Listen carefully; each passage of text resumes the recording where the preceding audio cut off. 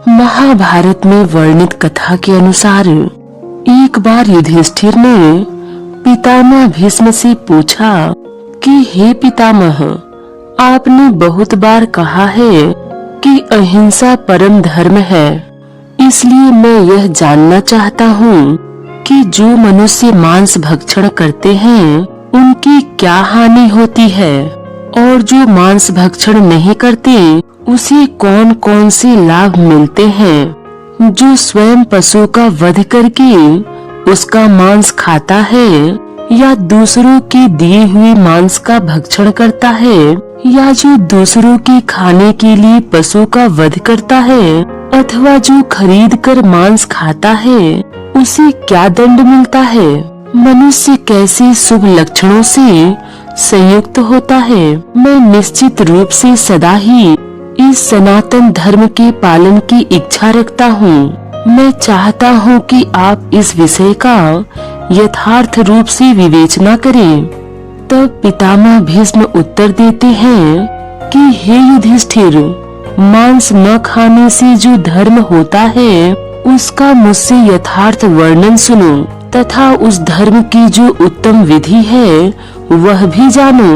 जो मनुष्य सुंदर रूप, पूर्ण गता, पूर्ण आयु, उत्तम बुद्धि, सत्व बल एवं स्मरण शक्ति प्राप्त करना चाहते थे उन महात्मा पुरुषों ने हिंसा का सर्वथा त्याग किया था।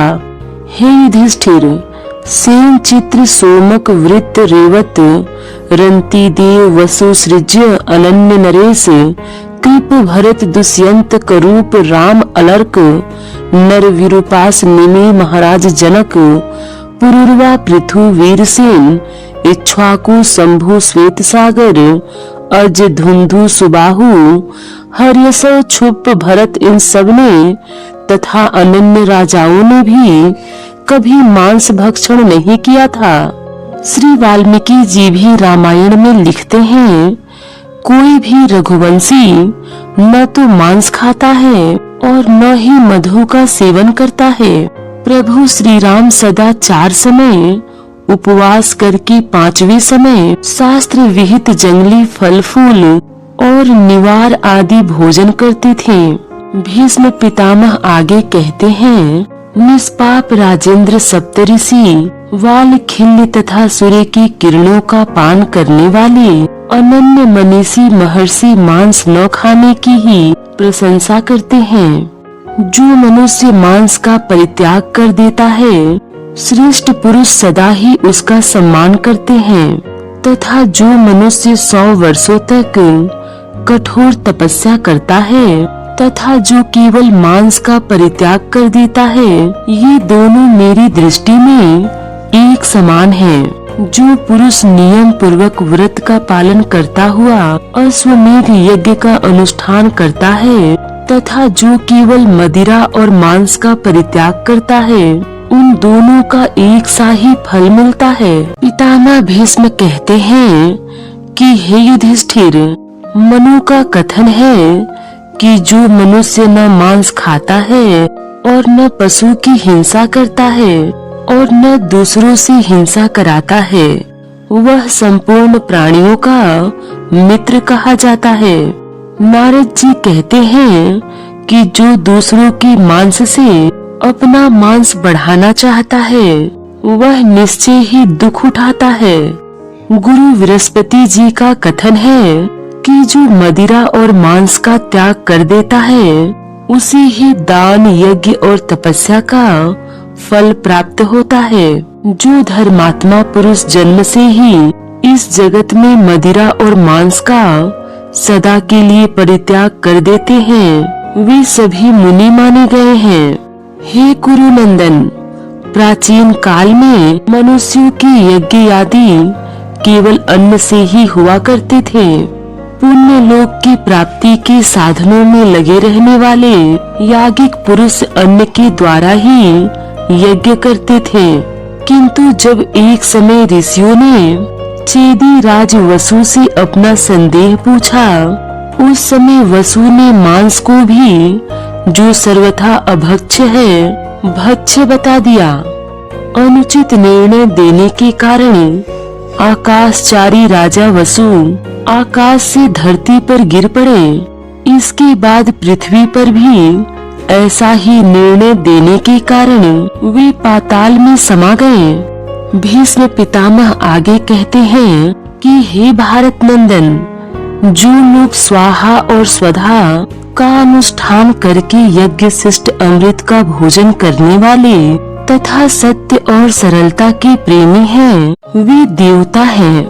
किंतु जो कुटिलता और असत्य भाषण में प्रवृत्त हैं एवं सदा मांस भक्षण करते हैं, उन्हें राक्षस ही समझो।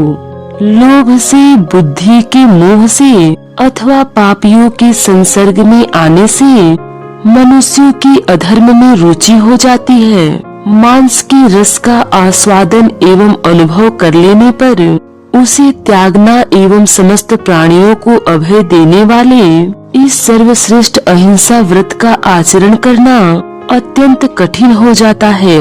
हे युधिष्ठिर, जैसे मनुष्य को अपने प्राण प्रिय होते हैं, उसी प्रकार समस्त प्राणियों को अपने अपने प्राण प्रिय होते हैं। जब अपने कल्याण की इच्छा रखने वाले विद्वानों को भी मृत्यु का भय बना रहता है, तब जीवित रहने की इच्छा रखने वाले निरोग और निरपराध प्राणियों को, जो मांस पर जीविका चलाने वाले पापी पुरुषों द्वारा बलपूर्वक मारे जाते हैं, उन्हें क्यों न भय प्राप्त होगा।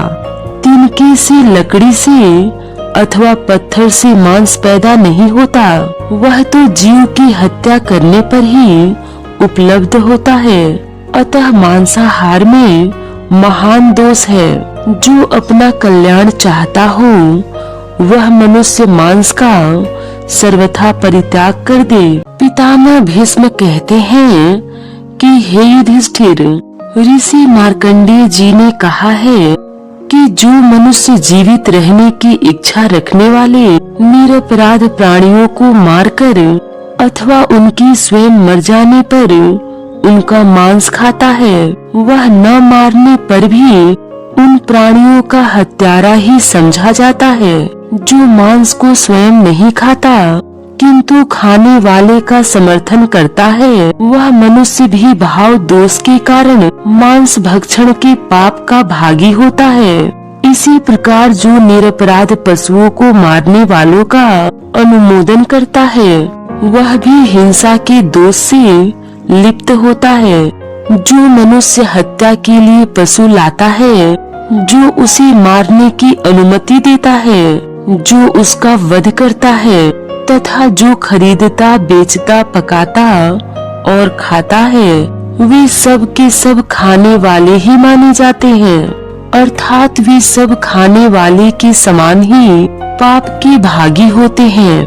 खरीदने वाला धन के द्वारा, खाने वाला उपभोग के द्वारा और घातक वध एवं बंधन के द्वारा पशुओं की हिंसा करता है। इस प्रकार इन तीन प्रकार से प्राणियों का वध होता है।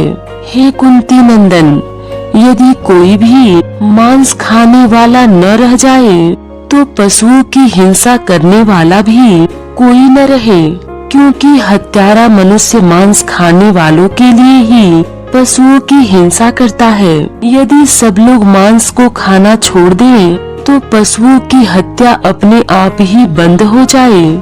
इसलिए मांस का परित्याग ही धर्म, स्वर्ग और सुख का सर्वोत्तम आधार है। जो विद्वान सब जीवों को अभय दान देता है, वह निसंदेह इस संसार में प्राणदाता माना जाता है। हे राजन, जो मांस भक्षण के परित्याग स्वरूप इस धर्म का आचरण करता अथवा इसी दूसरों को भी सुनाता है, वह नरक में नहीं पड़ता। जो ऋषियों द्वारा सम्मानित एवं पवित्र इस मांस भक्षण के त्याग को पढ़ता अथवा बारंबार सुनाता है, वह पापों से मुक्त होकर मनोवांछित भोगों द्वारा सम्मानित होता है। हे कुरुश्रेष्ठ, इसके प्रभाव से मनुष्य तिर्यज्ञ योनि में नहीं पड़ता तथा उसी सुंदर रूप, संपत्ति और महान यश की प्राप्ति होती है। सत्य ही सनातन धर्म है।